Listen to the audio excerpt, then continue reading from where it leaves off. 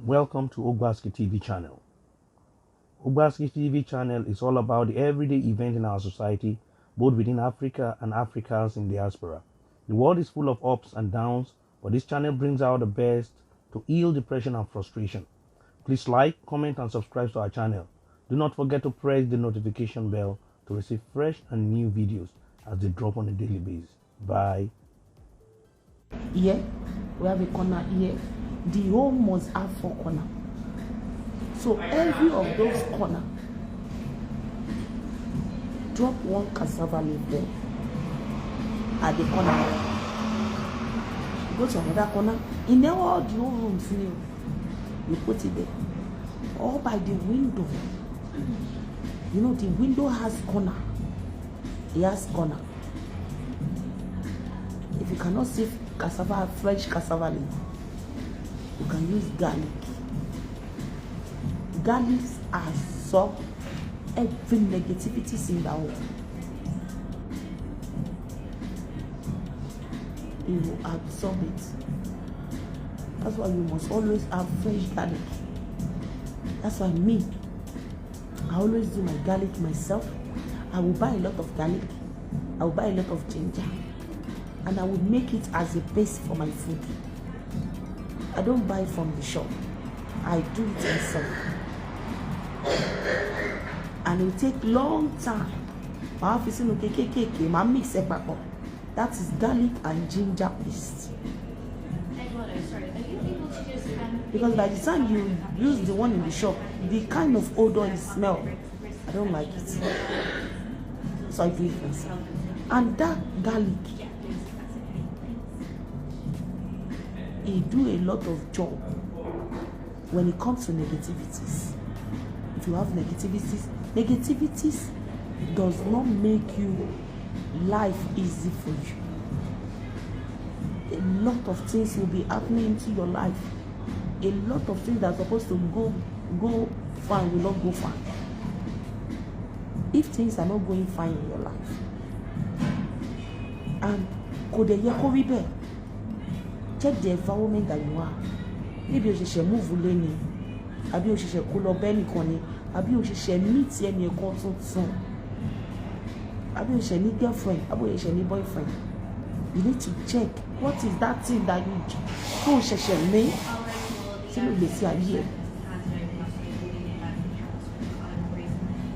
Some men, they will meet a girl and things will be upside down in their life. They don't know. The encourage meeting you. Anytime you leave the girl, things will go back normal. If you don't see the girl in 1 month, things will go back normal to your life. You will notice that it's this person. But because of the love you have for the girl, after you see the girl again, things will go upside down. You come on speedily. Because of your stupidity, you don't know that that is the person that you met. That is the reason why when you toast me, I am not a proud person. I don't care whether you are a mechanic. I don't care whether you are a shoemaker. When I like you, in a spiritual way, I need to study you. From there, I cannot meet you today, and I know that we got in budget. No, I need to wait like 6 to 5 months to know where Shaje wa nínú gbèsè ayé ẹ sha àbí kò ń ṣe ni tó máa reduce luck yẹn. Ọkùnrin mi wà tó máa wọnú ayé ẹ, ó máa reduce luck ẹ. Bẹ́ẹ̀ ni ló wà lóbìnrin. That's why you need to calm down before you seek sex in a relationship. It's very, very, very nǹkan tó ṣe. I'm a very important. But in a spiritual way, kò ń ṣe nǹkan tá gbọ́dọ̀ sáré ṣe. Kò ń ṣe nǹkan tá gbọ́dọ̀ sáré ṣe. You need to be watchful. Because you are taking power from me.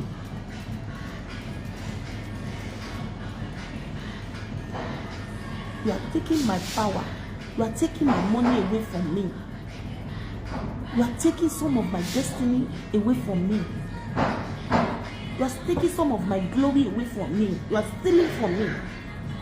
That's why I need to know if we are going to be last or not. Or is there anything following you?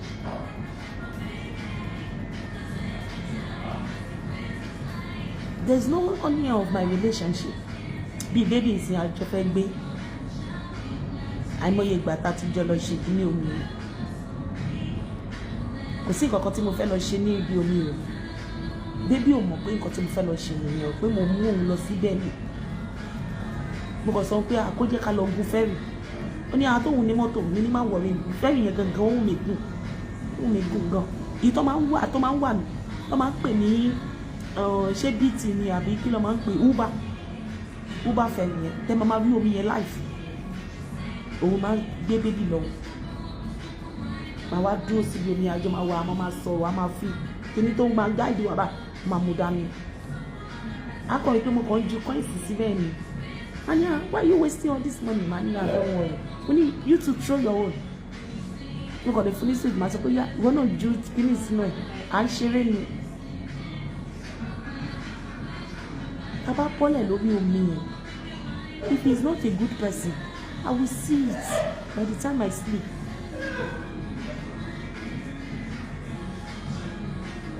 Because ibi tó gbélé ayé ẹ̀ dé, o gbọ́dọ̀ tún lọ fa ẹni tí ayé ẹ̀ ti bàjẹ́. O tún fi sínú ìrìn àjò ẹ̀. Because àwọn kan wà tó yẹ pé ayé wọn ti bàjẹ́ already. Ìwọ kọ́ ni magician tó máa tún lé ayé yẹn ṣe. Òun ló máa rí pé ayé òun ti bàjẹ́ tó máa wá àwọn onímọ̀ lọ tí wọ́n máa lè tún ṣe. Èèyàn tó ti gégùn fún kò sí ire kankan tó lè jáde lára ẹ̀ ju ibi lọ. O ò dẹ̀ fẹ́ gbé ibi oníbi sórí. O ò fẹ́ gbé ibi oníbi sórí. That's why mo ṣe sọ fún yín cassava leaf fresh one. But because we are in obodo oyinbo, we cannot get cassava leaf. We use garlic. You see in your window, you put it in your corner. There is 4 corners on our window. 4 corners one in the window to me. So I must put it, and I change it every month. Every month I change it without you peeling it. You must not peel it though. You know the garlic when to shibai, you must not peel it though. The way to she wà nínú park here, to she máa fi ẹyọ kan síbí. So many on each window tó wà nínú gbogbo ilé. He absorbs all the negativity inside the house. He cleanses them, and he will absorb the negativity that is coming.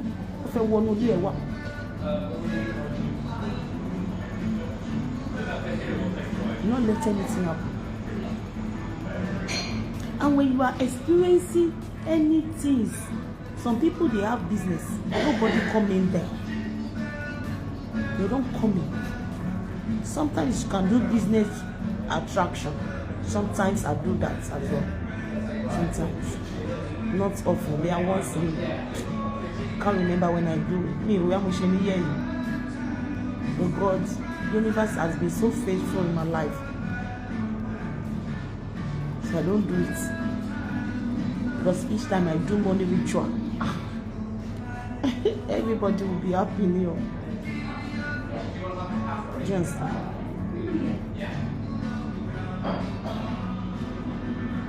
Everybody will be happy. I'll make a lot of people happy because I'm happy.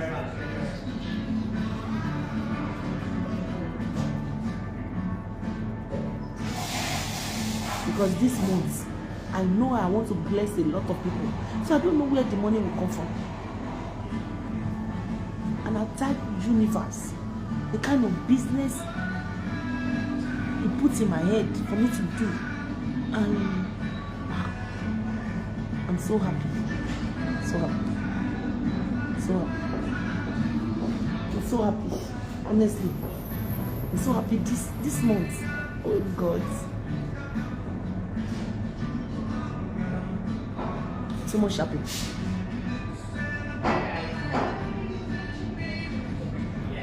And don't forget, whenever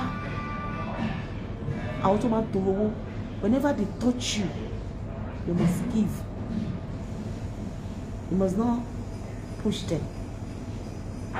Anything you have, give. Because kí ló dé tó touch yẹ.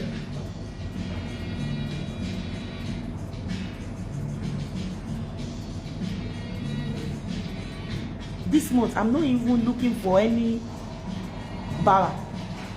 Timothy pàdé wọn lẹ́sẹ̀kẹsẹ̀.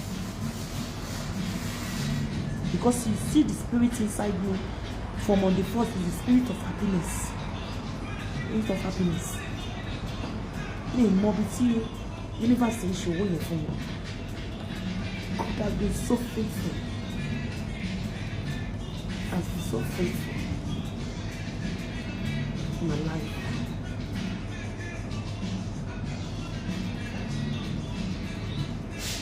Yesterday I sat down. I said, mo ti lọ tọwọ́ bọ kí ló ń kọ ẹ̀. Ìgbà téèyàn ti jẹun yójú lèèyàn sọ pé kí wọ́n ṣe ń di mítà olórí burúkú yẹn.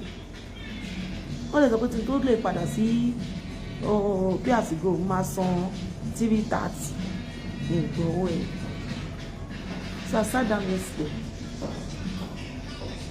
Àṣẹ tí bá fowó yẹn ṣe give away náà ààrẹ ní fún náà ṣe jẹ́ wípé sàn kò máa yẹn ní ti olórí burúkú kọ́ má lọ borúkọ mi jẹ́.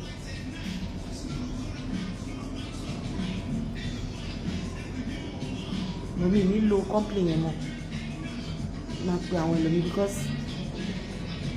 ó kàn fẹ́ kí n kúrò nínú ilé yẹn. That was what my spirit is telling me. Ṣe jẹ́ gbà tí èèyàn fẹ́ lọ sọ́dọ̀ bébí mi kí ló tiẹ̀ mú mi látọdún tí mo ti wà 2019 mo ti wà nílé yẹn. Kí ló mú mi? Happiness yẹn ti pọ̀ jù. Kí ló mú mi change ẹ̀ sí? Because on send mi ní letter. Kí ló ń kọ kìíní? Tó bá ṣe pí àsìgbò ẹ̀ ṣàmùpọ̀ máa send mi ní letter pé pí àsìgbò kìíní ẹ̀ lélẹ́yìí ẹ̀. On send mi ní letter, wọ́n máa send ẹ̀ sórí email mi.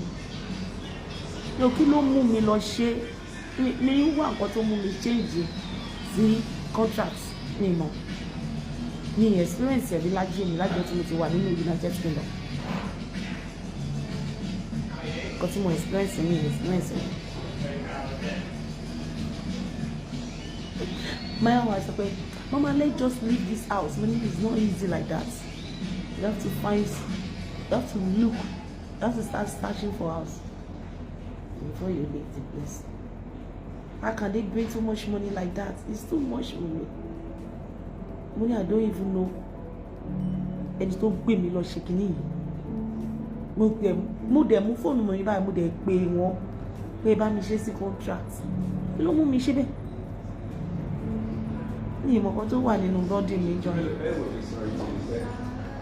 Nǹkan tó ṣe ní changes in contract. Mo regret everything tí mo ṣe.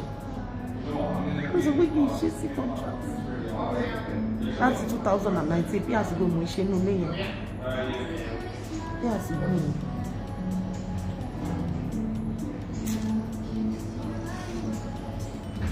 Ìyá ilé yẹn bí a mo ti fẹ́ kúrò nínú ilé yẹn. Ìṣòwò yẹn ti pọ̀ jù. Ẹ clear. Láti clear. Náà ni gbèsè tí mo jẹ. Láti clear. Àwọn clear council tax ni.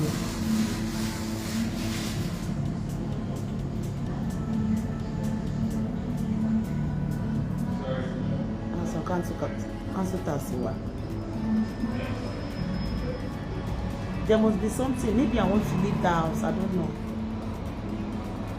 There must be something that is going on that I cannot figure it out. I'm trying to figure it out because I've never paid such money. Mi lè fẹ́ kí kíní yẹn lọ bá mi ní ó bá mi ní 2023. Mi fẹ́ gbé wọ 2023. Kíní yẹn bí mi nínú ẹ̀. Just a ridiculous amount of money. ẹ ṣọ́ pé kò ń ṣe pé bílì oníbílì lọ gbé fún mi because I keep asking myself ní gáàsì nínú ilé mi ẹ̀dẹ̀ sí pé gáàsì wà ń bẹ̀ ìwọ wá ní gáàsì yẹn wà.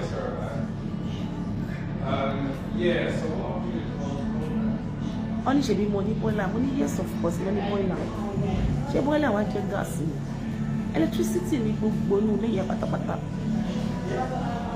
central heating tó wà ń bẹ̀ electricity ni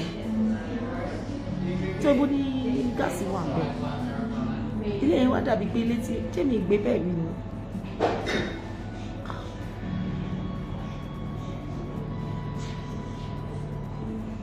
Almost 350 máa lọ san just like that jẹ́ tí n bá san wọ̀n ní tún gbé mi wá nǹkan tí mò ń fi ẹ̀ fún mi bí a kì í san because wọ́n ní láti change rẹ̀ company just want to waste my money just like this. Àmọ́ reason why you where it's just nature that brought that into you. Because I've never seen a day I'm sad in this month of December. I've never seen a day that I'm sad. I can only shout. Yeah, I do shout. Yes, the people that normally help me to buy my goods.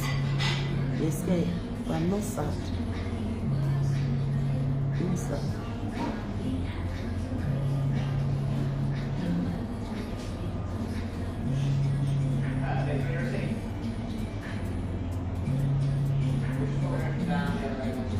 My first direct debit in my life, I cancel it straight away. I cancel it straight away. They go carrying.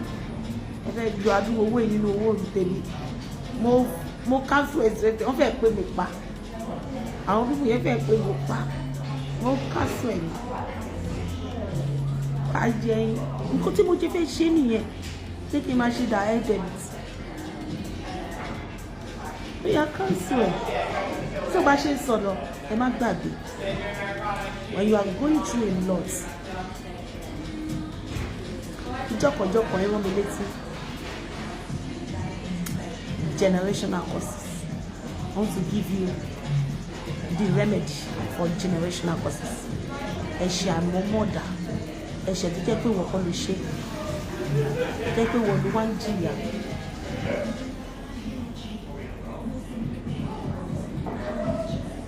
Ẹlòmíì ò lálùyọ lórí ẹ̀rọ, ẹlòmíì tí ìyá ẹ̀ fi kú, ìyá ẹ̀ kú sínú mẹ̀rẹ́ǹtì, wọ́n ti gégùn fún pé kò sí ọmọ ẹ̀ kankan tó ta rẹ̀ jáde tó máa ṣòro rẹ̀, ègún burúkú. So ìwọ ọmọ tó wá rẹ̀ experience ẹ̀ tó jẹ́ pé ọwọ́ ẹ̀ mọ́ ò bá tẹnikẹ́ni jẹ́ nílé ayé tó wà, you will be exceptional from that cause. Nǹkan tó máa ṣe máa sọ fún ẹ. My experience setback in your life. Ègún tó jà ìyá rẹ̀, ó dẹ̀ mọ̀ yí tó ń jà, kò dẹ̀ mọ̀ yí pé iṣẹ́ ọwọ́ ẹ̀ mọ́.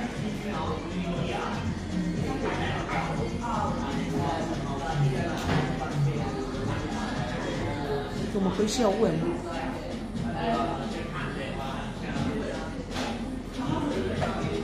Ó ní nǹkan tá a máa ṣe.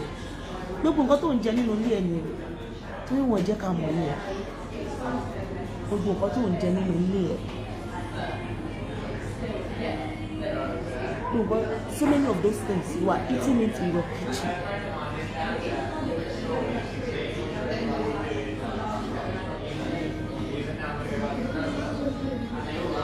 Máa ń jẹ nínú ilé ẹ̀.